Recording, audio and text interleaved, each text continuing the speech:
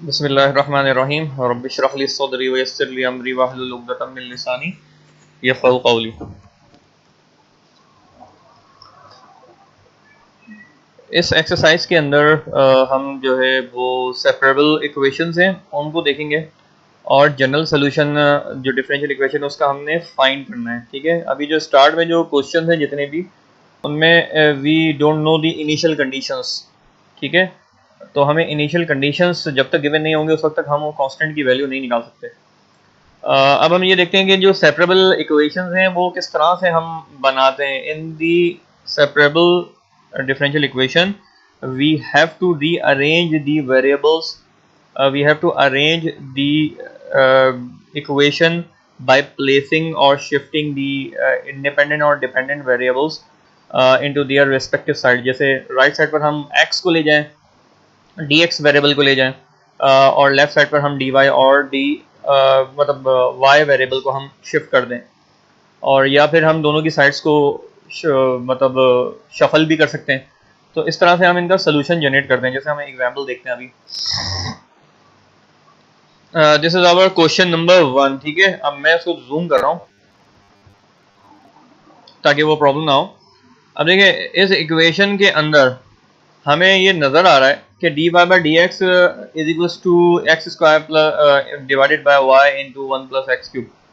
अब इसको हम अरेंज इस तरह से कर सकते हैं कि डी एक्स को हम राइट साइड पे ले जाएं और जो डिनोमिनेटर में y की वैल्यू है वो y के साथ हम मल्टीप्लाई कर दें, लेफ्ट साइड पे ले जाएं। अभी हमें पता है कि जब भी कोई चीज़ डिवाइड हो रही होती है, अगर हम उसको राइट साइड पे इक्वेशन की लेके जाएंगे तो वो ऊपर चली जाएगी, न्यूमरेटर में चली जाएगी। इसी तरह से जो डिनोमिनेटर में वैल्यू है वो ऊपर चली जाएगी न्यूमरेटर में। तो हमारे पास जो अब इक्वेशन बनेगी वो ये बनेगी कि y डी वाई और is equals to x square divided by 1 plus x cube into d x. अब इस इक्वेशन का ये असल में डिफरेंशियल इक्वेशन है। इसका जर्नलाइज सोल्यूशन हमने फाइंड करना है जिसमें dx और dy की जगह नहीं होती है। तो हमने dy और dx को रिमूव करना है। जब भी हम d ऑपरेटर जो डेरिवेटिव ऑपरेटर है उसको कैंसिल आउट करना चाहते हैं तो उसके लिए हमें इंटीग्रेशन अप्लाई करनी होती है। तो इंटीग्रल का सिंबल हमें लगाना होगा दोनों तरफ। तो हमने इंटीग्रल अप्लाई किया दोनों तरफ। तो देखें y के साथ आ गया इंटीग्रल, और इसी तरह से x square divided by 1 plus x cube के साथ भी इंटीग्रल आ गया। ठीक है, और dx ये प्लस c जो है ये हर दफा आपने लगाना होता है क्योंकि c जो इंटीग्रेशन कांस्टेंट है। ठीक है, ये कुछ वेरिएशन होती है तो उसकी वैल्यू भी आपने फाइंड करनी होती है। अब y का जो इंटीग्रल है वो तो बहुत आसान है कि y की पावर 1 है, तो इंटीग्रेशन का ये बेसिक रूल है कि जो भी पावर होती है उसको हम ऐड करते हैं 1 से, और डिवाइडेड बाय जो पावर है वो डिनोमिनेटर में लिखते हैं और उसको भी ऐड करते हैं 1 से। तो ये y स्क्वायर हो जाएगा और डिवाइडेड बाय 2 हो जाएगा। मगर प्रॉब्लम आ रही है यहाँ पर, ये एक कॉम्प्लेक्स एक्सप्रेशन है, इसका इंटीग्रल हम कैसे लेंगे। एक्स स्क्वायर डिनोमिनेटर में 1 प्लस एक्स क्यूब लिखा हुआ है। ठीक है, थोड़ा सा ये बुक का जो प्रिंट है वो ज़रा अजीब सा है तो इसलिए, मगर मैं बता रहा हूँ कि x की पावर क्यूब है। ठीक है, अब डिनोमिनेटर में जो भी फंक्शन है इसका डेरिवेटिव अगर हम किसी तरह से न्यूमरेटर में लेकर आ जाएं तो हम डायरेक्ट इसमें एलन की प्रॉपर्टी अप्लाई कर सकते हैं। एलन की प्रॉपर्टी की शर्त यही है कि सबसे पहले आपने डेरिवेटिव बनाना है ऊपर, यानी अगर मैं 1 प्लस एक्स क्यूब का डेरिवेटिव लूं तो वो क्या होगा, 1 प्लस एक्स क्यूब का डेरिवेटिव होगा कि 1 का डेरिवेटिव 0 होता है और एक्स क्यूब का डेरिवेटिव होगा 3x स्क्वायर। तो एक्स स्क्वायर तो ऊपर लिखा है तो मुझे यहाँ पे 3 ऐड करना है। तो किसी भी मैथ की इक्वेशन में कोई भी न्यू एक्सप्रेशन जब आप ऐड करते हो तो उसको बैलेंस करना होता है इक्वेशन को। ठीक है, तो 3 अगर मैं यहाँ पे ऐड करना चाहता हूँ तो 3 मुझे लेफ्ट साइड पे भी ऐड करना होगा। ठीक है, तो ताकि इक्वेशन को हम बैलेंस लेके चलें। अगर मैंने 1 ऐड करना है तो मैं 1 माइनस भी करूंगा। ठीक है, अब मैं 3 यहाँ पे मल्टीप्लाई कर देता हूँ तो 3x स्क्वायर बन जाएगा, तो मुझे डिवाइड में भी 3 लिखना होगा। तो इस तरह से हम इक्वेशन को बैलेंस रखेंगे। ये डिवाइड बाय 3 कहाँ से आ गया, ये डिवाइड बाय 3 वहां से आया कि जब आप लेफ्ट साइड पे भी 3 लिखेंगे राइट साइड पे भी 3 लिखेंगे तो जो लेफ्ट साइड वाला 3 मल्टीप्लाई हो रहा है वो नीचे होके 1/3 बन जाएगा। तो इस तरह से ये इक्वेशन फिर हम इसको सिंप्लीफाई करेंगे। लेकिन नेक्स्ट स्टेप में मैंने क्या करा है, मैंने इसको 3 को ऐड कर दिया। देखें अब 3 को ऐड करके क्या करा हमने कि 1/3 लिखा और 3x² लिखा।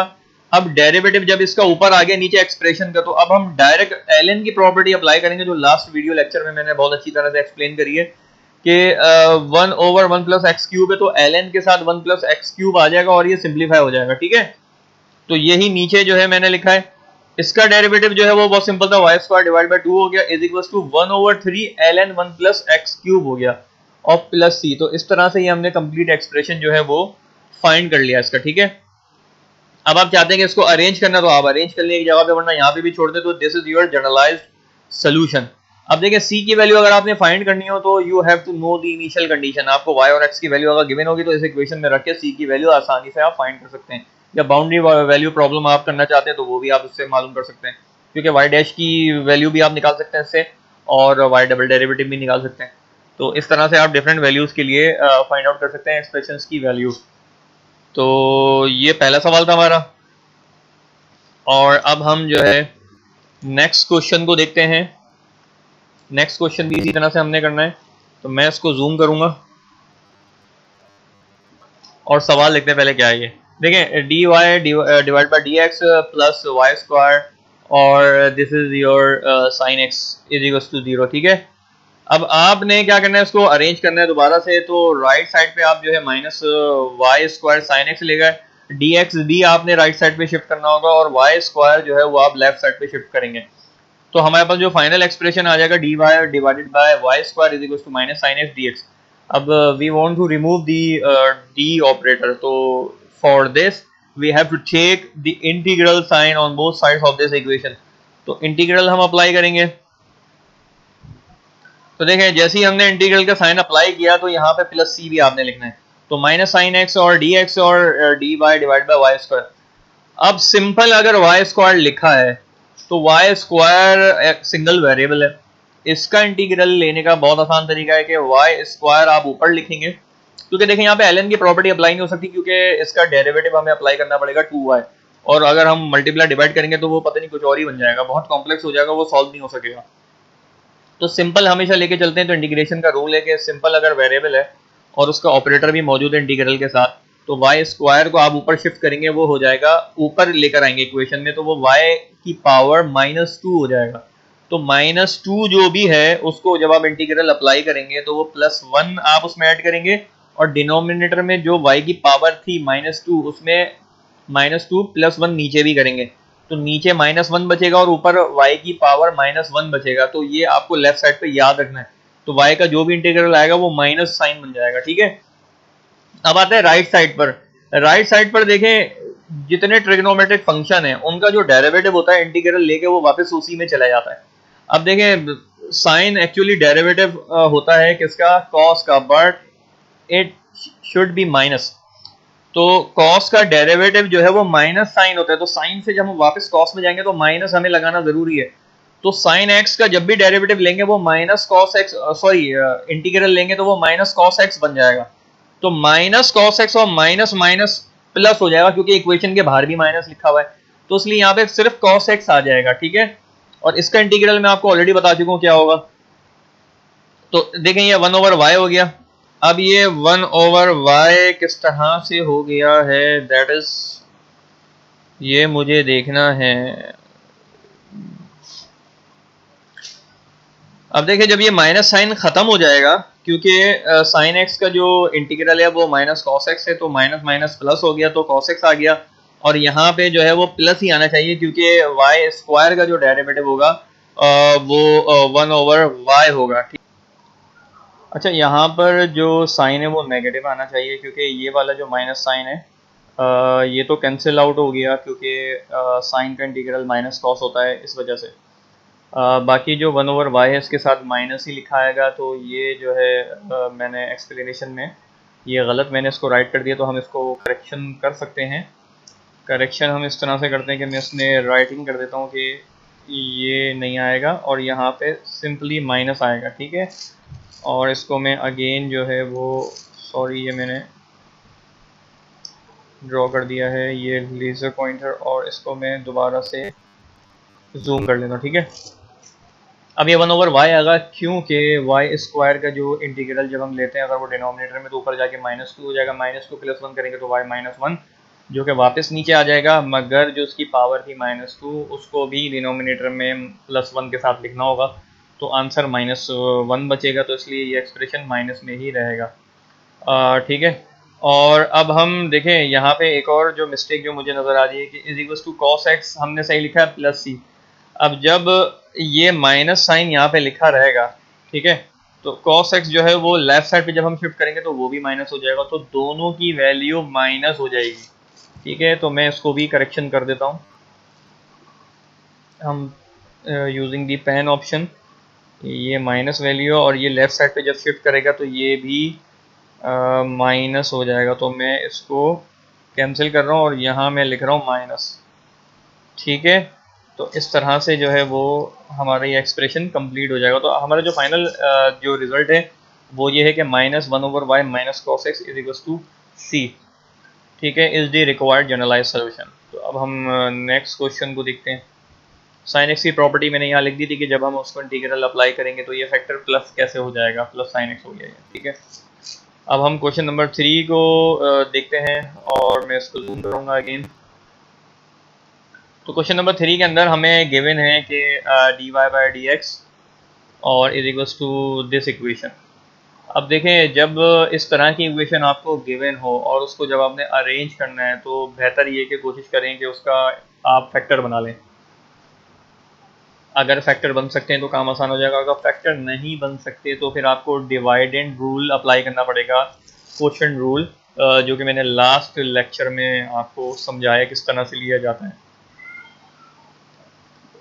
अब हमें यहाँ नज़र आ रहा है कि y² अगर मैं कॉमन निकाल लूँ तो ये बचेगा 1 + x, और 1 + x ऑलरेडी यहाँ पे लिखा हुआ है, तो इसको मैं ब्रैकेट में बंद करके यहाँ पे 1 लिख दूँ, तो y² + 1 या 1 + y² × 1 + x जो है वो हमारा एक फैक्टर बन जाएगा, जो मैंने यहाँ सॉल्व करके दिखाया आपको। ठीक है, वो इस तरह से होगा कि 1 आप लिखें ना लिखें एक ही बात है, तो इसलिए हमने अपने फैक्टर कंप्लीट करने के लिए यहाँ 1 लिखा, उसको ब्रैकेट में बंद कर दिया। जबकि यहाँ से y² जब हमने कॉमन निकाला तो 1 + x बचा। जब दो ब्रैकेट सेम होते हैं तो एक लिखते हैं बाहर और 1 + y² को हम ब्रैकेट में क्लोज कर देंगे, क्योंकि ऊपर वाली इक्वेशन में से 1 + x को कॉमन बाहर निकाल लिया हमने। और फैक्टर का तरीका ये होता है कि जब आप इस दोनों ब्रैकेट्स को अगेन ओपन करेंगे तो ये अगेन से वही इक्वेशन बनेगी जिसके फैक्टर आपने बनाए। तो जब हमारे पास फाइनल वैल्यू आ गई 1 + x और 1 + y², तो इसको अब हम आसानी से अरेंज कर सकते हैं। जितनी x वाली वैल्यूज़ हैं वो सब राइट पे ले जाएं और dy के साथ आप y वाली वैल्यूज़ लिखते हैं। ठीक है, तो y वाली वैल्यू जो है वो 1 + y² है, जो कि 1/y में आ जाएगी। ठीक है, ये आगे देखें, dy डिवाइडेड बाय 1 + y², और इसी तरह से 1 + x × dx हो गया। अब देखें, जब भी आपने 1/1 + y² है तो इस पे जब आप इंटीग्रल अप्लाई करेंगे तो इसके लिए आपको एक प्रॉपर्टी याद होनी चाहिए कि 1/a² + y² ऑफ dy बराबर होता है। अब वो किसके बराबर होता है उसका फॉर्मूला आपको याद करना चाहिए, वो arctan इनवर्स के बराबर हो जाता है। ठीक है, इसी तरह से अगर ये y² पहले आ जाएगा, 1 बाद में आ जाएगा या माइनस आ जाएगा, तो उन सबके अलग अलग फॉर्मूलाज होते हैं, वो आपको याद करने होंगे। तो अब a जो है वो एक्चुअली कांस्टेंट है, कांस्टेंट यहाँ पे 1 लिखा है, तो 1 का स्क्वायर लें या ना लें एक ही बात है, तो इसलिए 1 को आप स्क्वायर कंसीडर कर रहे हैं, तो a की वैल्यू हो जाएगी 1। अगर यहाँ पे 2 लिखा होता तो फिर वो आप ये फॉर्मूला इतनी आसानी से अप्लाई नहीं कर सकते थे, क्योंकि 2 का स्क्वायर आपको यहाँ पे लेना होगा, तो इसका मतलब है कि 2 आपने मल्टीप्लाई डिवाइड करना होता है इस इक्वेशन के अंदर, फिर उसको आप कॉमन निकालते तो y² के साथ वो नीचे 2 आ जाता, फिर उसको सॉल्व करने का एक अलग मसला होता, तो उसको आप दूसरे अंदाज में सॉल्व करते, क्योंकि इक्वेशन को हम सिंप्लीफाई करके सॉल्व करने की कोशिश करते हैं। ठीक है, अभी हम देखते हैं कि 1 जो 1 + y² है उसका एक्सप्रेशन क्या होता है।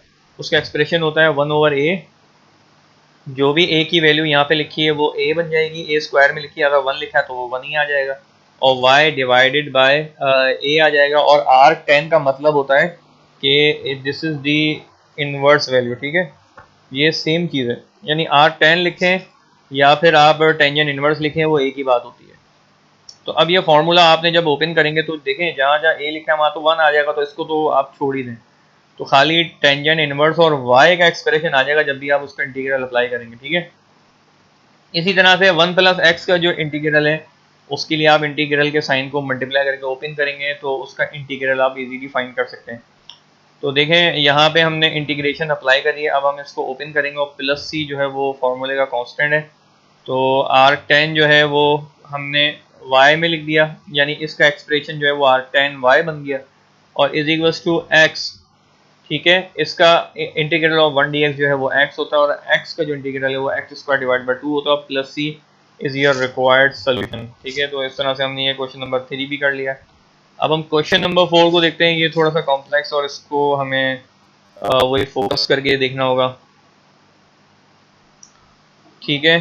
तो अब आप ये देखें कि क्वेश्चन नंबर 4 के अंदर हमें जो इक्वेशन गिवन है वो इस तरह से इक्वेशन गिवन है कि x y plus 2x plus y और प्लस 2 dx और plus x square plus 2x into d Y.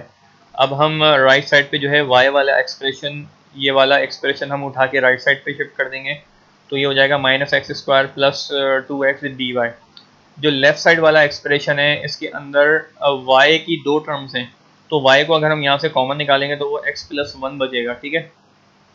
या x को क्या कहते हैं आप बाहर निकाल लें, क्योंकि देखें x को जब हम कॉमन निकालेंगे तो वो y प्लस 2 बन जाएगा और y प्लस 2 यहाँ पे भी ऑलरेडी लिखा हुआ है।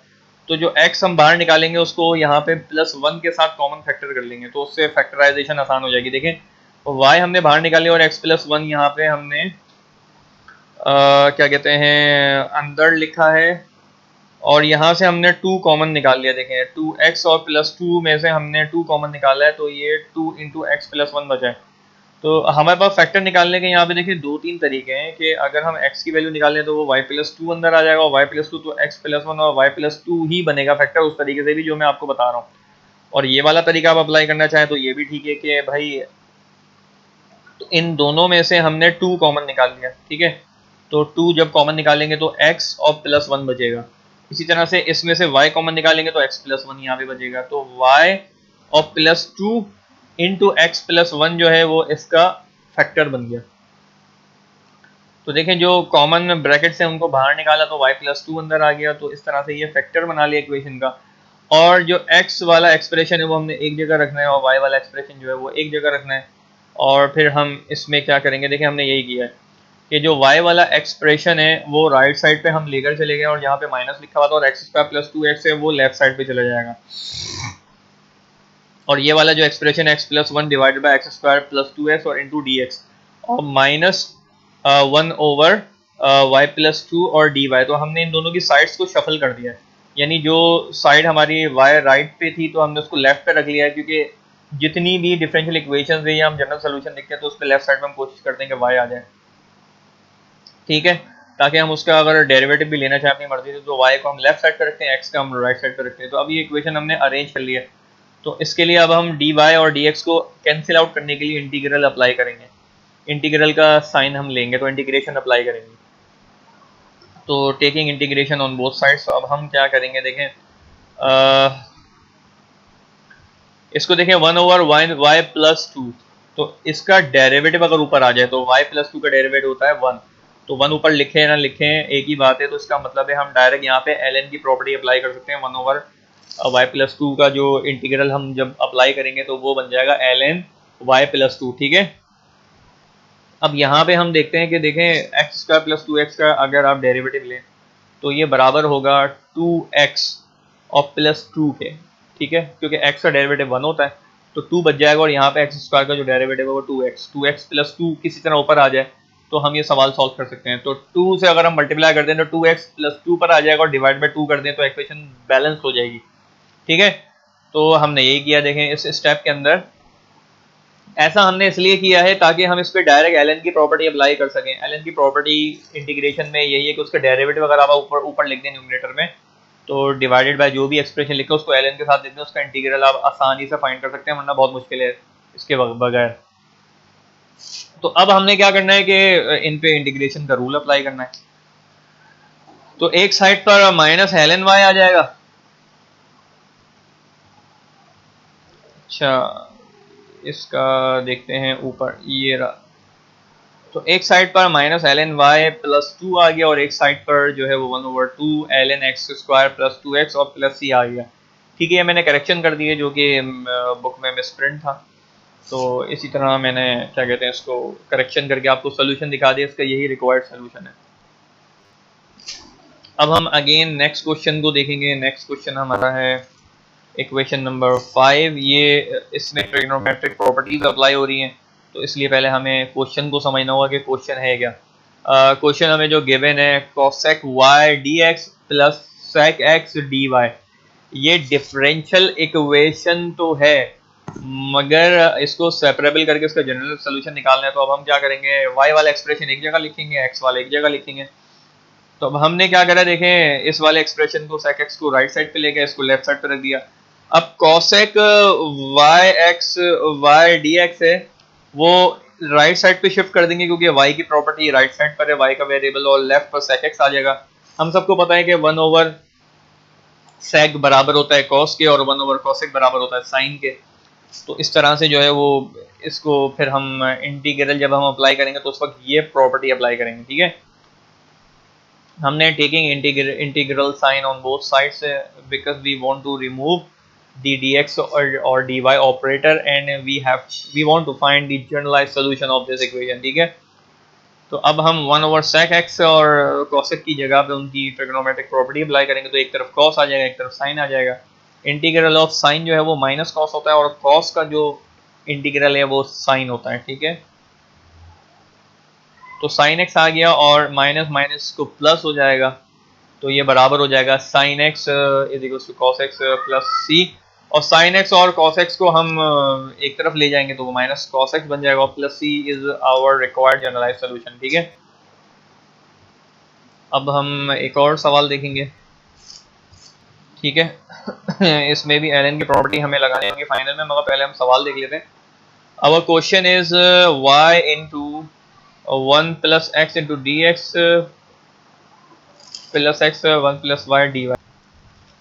अब इस इक्वेशन को हमने अरेंज करना है इस तरह से कि y इंटू 1 + x dx है और plus x 1 + y into D है। तो अब हम इसको लेफ़्ट साइड पे ले जाएंगे एक इक्वेशन को, इस तरह से हम अरेंज करेंगे कि एक्सप्रेशन हमारा राइट साइड पे आ गया और लेफ्ट साइड पे आ गया। इसी तरह से 1 + x divided by x into d x और इज इक्वल्स टू, हमने क्या करा है कि x को हम लेफ्ट साइड पे ले गए और y को हम राइट साइड पे ले गए, तो जो मल्टीप्लिकेशन का जो वेरिएबल या सिंबल था वो डिवाइड हो जाएगा राइट साइड पे जाके।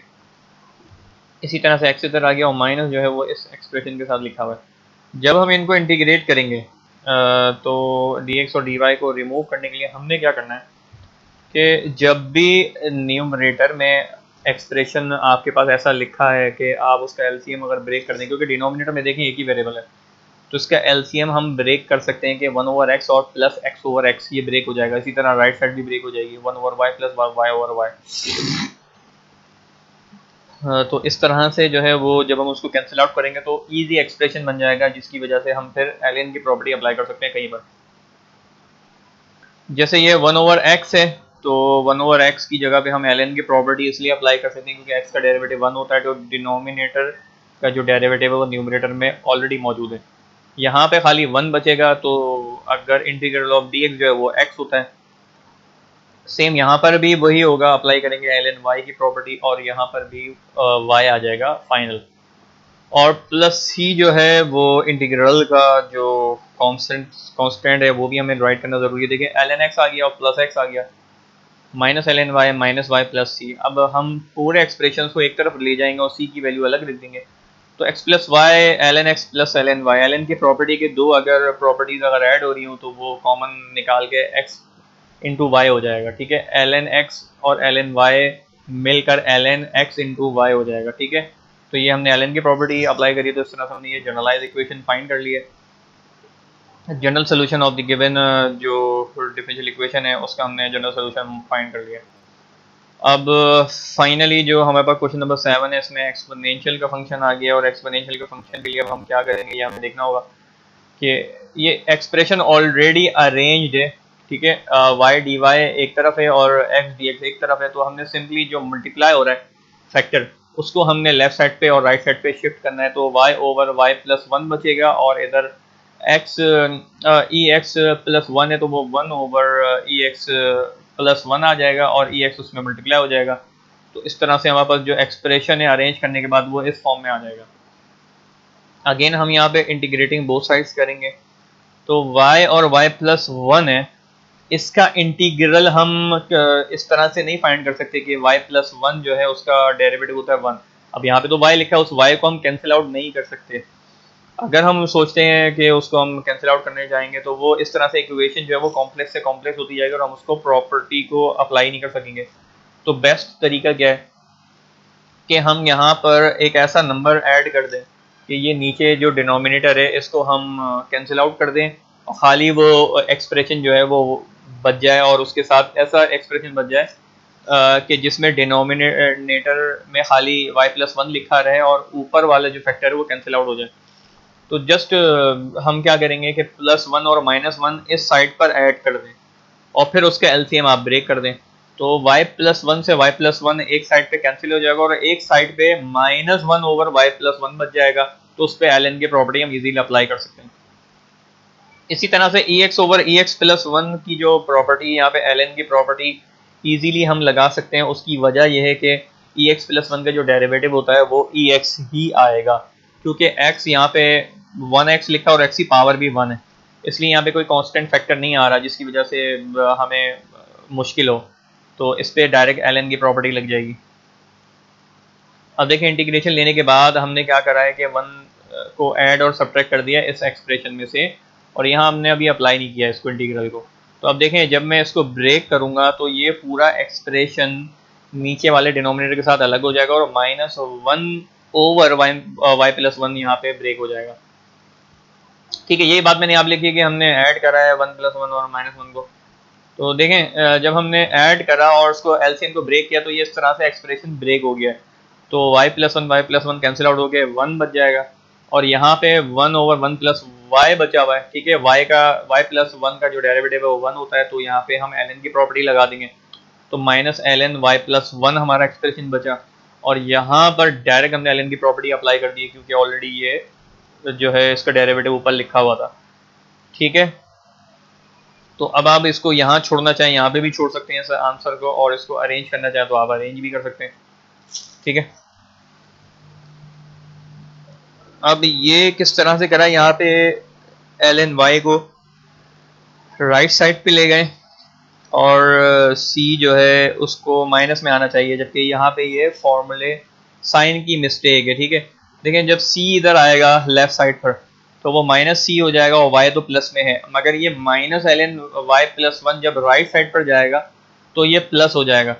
तो यहाँ पे इसको करेक्शन करना ज़रूरी है, मैं करेक्शन करूँगा इसको। ठीक है, और ये एक्सप्रेशन हो गया माइनस। ठीक है, और प्लस y है, और इसी तरह से ln y प्लस वन और प्लस ln e x और प्लस वन, इसको हम यूँ भी लिख सकते हैं कि ln y प्लस वन और e x प्लस वन दोनों को मल्टीप्लाई कर दें, और y का जो एक्सप्रेशन है वो प्लस में है तो राइट साइड पर जाके वो माइनस हो जाएगा, मगर माइनस सी यहाँ पे भी लिखना ज़रूरी है। ठीक है, जब आप इस माइनस को कैंसिल करेंगे तो ये राइट साइड पर शिफ्ट हो जाएगा, माइनस साइन से आप मल्टीप्लाई कर दें इस इक्वेशन को, ये प्लस सी हो जाएगा और ये माइनस ln y बन जाएगा, और ये जो है ये प्लस y बन जाएगा। ठीक है, तो इस तरह से आप ये करेक्शन कर सकते हैं, इसको सिंप्लीफाई कर सकते हैं। अब हम जो नेक्स्ट सवाल है, यहाँ से हमारे जो क्वेश्चन शुरू हो रहे हैं सेपरेबल इक्वेशन के, वो इनिशियल कंडीशन वाले हैं। यानी हमें इनिशियल कंडीशन गिवन है, इक्वेशंस वैसी की वैसी हैं, इस इनिशियल कंडीशन की वजह से we can easily find out the value of c जो इंटीग्रेशन का कांस्टेंट है। ठीक है, तो बाउंड्री वैल्यू प्रॉब्लम्स हो गई, इनिशियल वैल्यू प्रॉब्लम्स हो गए, उनमें अगर हमें इनिशियल कंडीशन पता हो तो हम सी की वैल्यू फाइंड कर लेंगे। बाकी स्टेप्स सेम है, यानी इस इक्वेशन को आपने क्या करना है कि अरेंज करना है। मैं अब जो है इसको जल्दी जल्दी वाइंड अप करूँगा क्योंकि सवाल सेम है। ठीक है, फाइनली जब आप जनरलाइज सोल्यूशन निकाल लेंगे तो उसमें इनिशियल कंडीशन अप्लाई करेंगे तो वहाँ से सी की वैल्यू आ जाएगी। तो अब हम क्या कहते हैं, ये ऑलरेडी अरेंज्ड है इक्वेशन, तो इसके फैक्टर बनाने की ज़रूरत नहीं है। फैक्टर हम जब बनाते हैं जब हमें शिफ्टिंग करनी हो, यहाँ पे इसके फैक्टर बन सकते हैं मगर हमें फैक्टर बनाने की जरूरत ही नहीं है, ठीक है। और अगर फैक्टर नहीं बन रहे हो तो हम डिवाइडेड रूल अप्लाई करेंगे, ये मैं पहले भी बता चुका हूँ। अगर मैं फैक्टर इसके बना भी लूँ तो उसका इंटीग्रेशन लेना एक मुसीबत बन जाएगी, तो हम उस इंटीग्रेशन हम डायरेक्ट इस इक्वेशन का लेना ज़्यादा आसान है as compare to the factor, तो इसलिए हम डायरेक्ट इंटीग्रल का साइन अंदर मल्टीप्लाई करेंगे इधर भी। एक्स स्क्वायर का जो इंटीग्रल होता है वो एक्स क्यूब और डिवाइडेड बाई 3 आ जाता है। एक्स का जो इंटीग्रल होता है वो एक्स स्क्वायर डिवाइड बाई 2 होता है, और खाली 2 का जो इंटीग्रल है वो x आ जाएगा। तो यहाँ पे जब डिवाइडेड बाय 2 लिखेंगे तो वो 4 से कैंसिल आउट हो जाएगा, तो ऊपर 2 बच जाएगा। ये 3 जो है डिनोमिनेटर के 3 से कैंसिल आउट हो जाएगा। यहाँ पे भी हम इंटीग्रल का साइन ओपन करेंगे तो इंटीग्रल ऑफ y जो है वो वाई स्क्वायर डिवाइड बाई 2 है, तो एक 2 कैंसिल हो जाएगा और एक जो है वो यहाँ पे खाली y आ जाएगा। तो यहाँ पे हमने ब्रैकेट जो है वो ओपन किया और देखें हमने इनको इंटीग्रेशन अप्लाई कर दी है इस स्टेप के अंदर, तो 2/dy आ गया, यहाँ पे 2 आ गया, ये 3 से 3 कैंसिल हो जाएगा, ये 4 और 2 कैंसिल आउट हो गया, यहाँ 2 बच जाएगा, यहाँ 2x आ गया क्योंकि x यानी 2 का इंटीग्रल x है और प्लस c आ गया। तो फाइनली जो एक्सप्रेशन है वो हमारा अब हमने यहाँ पे भी अप्लाई कर दिया, यहाँ पे सिंप्लीफाई कर दिया है, तो 2 से 2 कैंसिल हो जाएगा तो खाली वाई स्क्वायर बचेगा और यहाँ -2y बचेगा। तो फाइनल जो इक्वेशन हमारी बची है वो y square -2y is equal to x cube और plus 2x square plus 2x plus c, इसका इक्वेशन नंबर 1 हमने नाम दे दिया। अब हम यहाँ पे इनिशियल कंडीशन अप्लाई करेंगे। इनिशियल कंडीशन हमारे पास है कि y की वैल्यू -1 होगी उस वक्त जब x की वैल्यू 0 होगी, तो y हमें गिवन है, तो जहाँ जहाँ y है वो हम रखेंगे -1 और जहाँ x की वैल्यू वहाँ 0 रखेंगे, तो फाइनली c की वैल्यू 3 आ गई। इस c की वैल्यू को अगेन आपने उस जनरलाइज सोल्यूशन में पुट करना है, तो उसके बाद आपकी फाइनल इक्वेशन बन गई y और x की फॉर्म में, और इसमें कोई और थर्ड वेरिएबल नहीं है, कोई कांस्टेंट नहीं है, ठीक है। कांस्टेंट 3 है, आर्बिट्रेरी कांस्टेंट है मगर उसकी वैल्यू है, तो जब भी हम x की वैल्यू रखेंगे तो easily we can find the value of y, तो हम इसका ग्राफ प्लॉट कर सकते हैं इजीली, ठीक है। तो इस तरह से हम किसी भी फिनोमेना का मैथमेटिकल मॉडल डिफरेंशियल इक्वेशन की फॉर्म में और उसका जनरल सोल्यूशन फाइंड करने के बाद उसका बिहेवियर हम एनालाइज कर सकते हैं by applying the initial conditions. एक और फाइनल सवाल है जो इनिशियल कंडीशन से रेलिवेंट है, इसमें हमने जो है वो ट्रिग्नोमेट्रिक फंक्शन है वो ऐड कर दिया कि 1 plus y square d y और y cos x और dx, तो y हम लेफ्ट साइड पे ले जाएंगे तो 1 plus y square divide by y आ जाएगा, और यहाँ पे खाली cos x का हमें इंटीग्रल लेना होगा। तो इनिशियल कंडीशन अगेन y की वैल्यू अब यहाँ पे 1 हो गई और x की वैल्यू 0 है। तो अब हमने क्या करना है कि एक तरफ अरेंज करने के बाद अब हम इसका एलसीएम ब्रेक कर देंगे, क्योंकि एक तरफ 1/y बचेगा और एक तरफ y square divide by y, तो वो खाली 2y बचेगा, तो उसका इंटीग्रल लेना आसान है। इसी तरह से 1/y का जो इंटीग्रल है वो ln y आ जाएगा, और cos x का जो इंटीग्रल है एज वी ऑलरेडी नो के वो माइनस साइन हो जाएगा, ठीक है। तो अब हमने क्या करा है कि इसका एलसीएम ब्रेक करके डायरेक्ट हमने यहाँ पे अप्लाई किया है, ठीक है। तो एलसीएम ब्रेक कैसे किया है वो मैंने राइट साइड पे बता दिया है कि इसका जब आप एलसीएम ब्रेक करेंगे तो 1/y और 2y स्क्वायर ओवर y बचेगा, तो एक y से कैंसिल आउट हो जाएगा y स्क्वायर के अंदर और खाली y बचेगा, तो 1/y बचा नीचे, और यहाँ पे y square divide by y है तो वो कैंसिल होकर खाली y बचेगा। अब इनका इंटीग्रल लेना बहुत आसान है कि y स्क्वायर डिवाइड बाई 2, तो 2 से 2 कैंसिल हो जाएगा, 1/y का ln होगा,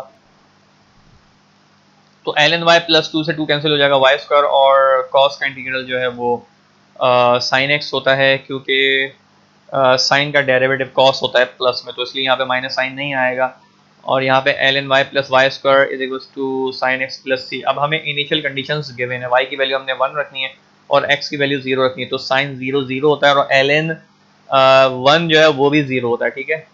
तो इसलिए अब हम जो है वो कंडीशंस हमने अप्लाई करी हैं, तो इससे c की वैल्यू हमने फाइंड कर ली है। देखें ln 1 है, ये भी 0 होगा, ख़त्म हो जाएगा, और साइन 0 वो भी 0 होता है, ख़त्म हो जाएगा, तो c की वैल्यू 1 स्क्वायर के बराबर आएगी, 1 स्क्वायर का जब सॉल्व करेंगे तो वो 1 हो जाएगा, तो c की वैल्यू आ गई 1। तो अगेन c की वैल्यू फाइंड करके आपने जनरल इक्वेशन में पुट करना है, तो इस तरह से कंप्लीट सोल्यूशन जो है वो आप फाइंड कर लेंगे। तो ये हमारा जो कंप्लीट लेक्चर हो गया है वीक नंबर 2 का, और इसमें हमने सेपरेबल डिफरेंशियल इक्वेशंस को सॉल्व किया है, उनका जनरल सोल्यूशन भी निकाला, इनिशियल कंडीशन गिवन थी तो हमने c की वैल्यू जो कांस्टेंट इंटीग्रेशन का वो भी फाइंड कर लिया, ठीक है।